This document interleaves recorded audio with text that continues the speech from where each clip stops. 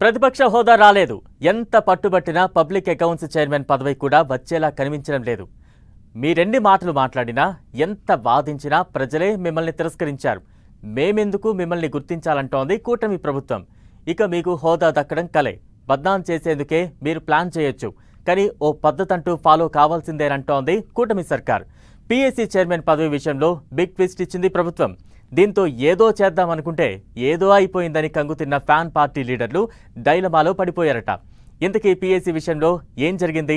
YCP వేసిన sketch ఏంటి? కూటమి సర్కార్ ప్లాన్ సక్సెస్ఫుల్గా వర్కౌట్ కాబోతోందా? పీఎస్సీ చైర్మన్ విషయంలో కూటమి సర్కార్ బిగ్ ట్విస్ట్. చరిత్రలో ఎప్పుడూ లేనట్లుగా తొలిసారి పీఎస్సీకి ఓటింగ్. వైసీపీ వేసిన స్కెచ్ ఏంటి? కూటమి రివర్స్ ప్లానింగ్ ఏంటి? మరో కీలక పోస్టు విషయంలో ట్విస్ట్ ఇచ్చింది కూటమి సర్కార్. ఇప్పటికే ప్రతిపక్ష హోదా ఇవ్వలేదని గగ్గోలు పెడుతున్న వైసీపీకి ఇంకో షాక్ ఇచ్చింది. పబ్లిక్ అకౌంట్స్ చైర్మన్ పదవి కోసం ఫ్యాన్ పార్టీ అభ్యర్థిని పెట్టగా అంత సీన్ లేదు, మీకెలా పీఎస్సీ పదవి వస్తుందంటూ జలకిచ్చింది. ఏకంగా చరిత్రలో ఎప్పుడూ లేనట్లుగా పీఎస్సీ ఎన్నికలకు దారితీసింది. పీఎస్సీ చైర్మన్ పదవికి YCP MLA Peddireddy Ramachandra Reddy nomination వేశారు. దీంతో పీఎస్సీ చైర్మన్ పదవి ఎవరికి దక్కుతుందనేది హాట్ టాపిక్ అయింది. ఇంతలోనే మంత్రి పయ్యావుల హింట్ ఇచ్చి ఝలకిచ్చారు.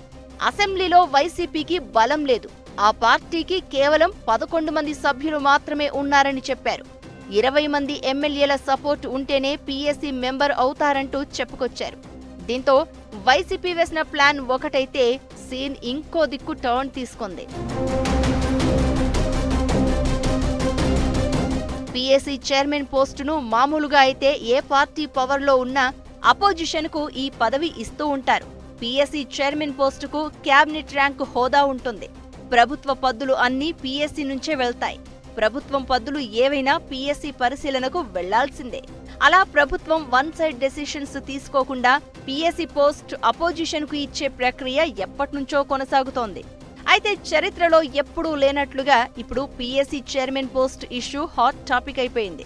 వైసీపీకి తగినంత మెజారిటీ లేకపోవడమే ఇందుకు కారణం.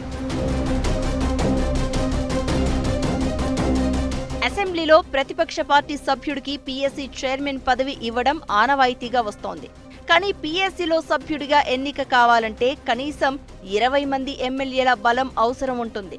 వైసీపీకి కేవలం 11 మంది మాత్రమే ఉన్నారు. బలం లేకుండానే పీఎస్సీ చైర్మన్ పదవికి వైసీపీ నామినేషన్ వేయడం చర్చనీయాంశంగా మారింది. పీఎస్సీ కమిటీలో శాసనసభ నుంచి 9 మంది సభ్యులు ఉంటారు. ప్రతిసారి పీఎస్సీ సభ్యుల ఎన్నిక నామినేటెడ్ ప్రాసెస్ లో అయిపోతూ ఉంటుంది. కానీ ఫస్ట్ టైం ఈసారి ఎన్నికలకు దారితీసింది. టీడీపీ నుంచి 7, జనసేన, బీజేపీ, వైసీపీ నుంచి ఒక్కొక్కరి చొప్పున పీఎస్సీ మెంబర్ కోసం నామినేషన్ వేశారు. 9 పోస్టులకు 10 మంది నామినేషన్ వేయడంతో పాటు వైసీపీ అభ్యర్థికి అవసరమైన బలం లేకున్నా బరిలోకి దిగడంతో ఎన్నికలు అనివార్యమయ్యాయి. దీంతో పీఎస్సీ సభ్యులను ఎన్నుకునేందుకు ఎమ్మెల్యేలంతా అందుబాటులో ఉండాలని కూటమి పార్టీలు తమ ఎమ్మెల్యేలకు సమాచారం ఇచ్చాయి. ఓటింగ్ ద్వారా పీఎస్సీ మెంబర్లను ఎన్నుకుంటే వైసీపీ నుంచి నామినేషన్ వేసిన పెద్దిరెడ్డి ఓడిపోవడం ఖాయం. పీఎస్సీ మెంబరే కాకపోతే పెద్దిరెడ్డి రామచంద్రారెడ్డి పీఎస్సీ చైర్మన్ కూడా కాలేరు. దీంతో జనసేన పార్టీకి చెందిన పులివర్తి ఆంజనేయులును పీఎస్సీ చైర్మన్ ను చేయాలని కూటమి పెద్దలు భావిస్తున్నట్లు తెలుస్తోంది. ఇప్పటికే ప్రతిపక్ష హోదా ఇవ్వడం లేదని వైసీపీ అసెంబ్లీకి వెళ్లడం లేదు. 11 మంది ఎమ్మెల్యేలు ఉంటే అపోజిషన్ హోదా ఇవ్వడం ఎలా సాధ్యమని కూటమి పెద్దలు ప్రశ్నిస్తూ ఉంటే 40% ఓటింగ్ వచ్చిందని ఫ్యాన్ పార్టీ వాదిస్తోంది. ఇప్పుడు పీఎస్సీ చైర్మన్ పోస్టు వస్తే ప్రభుత్వ పద్దుల పరిశీలనతో కూటమి ప్రభుత్వాన్ని ఇరకాటంలో పెట్టాలన్న వైసీపీ ప్లాన్ కూడా రివర్స్ అయింది. దీంతో మరోసారి అపోజిషన్ వర్సెస్ అధికార కూటమి మధ్య డైలాగ్ వార్ కంటిన్యూ అవుతోంది. అయితే పీఎస్సీ పదవి రాదని తెలిసి కూడా వైసీపీ అభ్యర్థిని పెట్టిందంటోంది టీడీపీ. తన సామాజిక వర్గానికి పదవులు ఇచ్చుకునేందుకు జగన్ తహతహలాడుతున్నారని కారునర్ చేస్తోంది. 2014లో పీఎస్సీ చైర్మన్ గా బుగ్గన రాజేంద్రనాథ్ రెడ్డిని నియమించినందుకు జ్యోతుల నెహ్రూ పార్టీకి దూరమవ్వడం మర్చిపోయారా అంటూ పాత విషయాలు గుర్తు చేస్తోంది. కులం చూడం, మతం చూడం, నా బీసీలు, నా ఎస్సీలు, నా ఎస్టీలు అని చెప్పి మళ్లీ పెద్దిరెడ్డిని పీఏసీ చైర్మన్ కోసం పంపారని విమర్శిస్తోంది.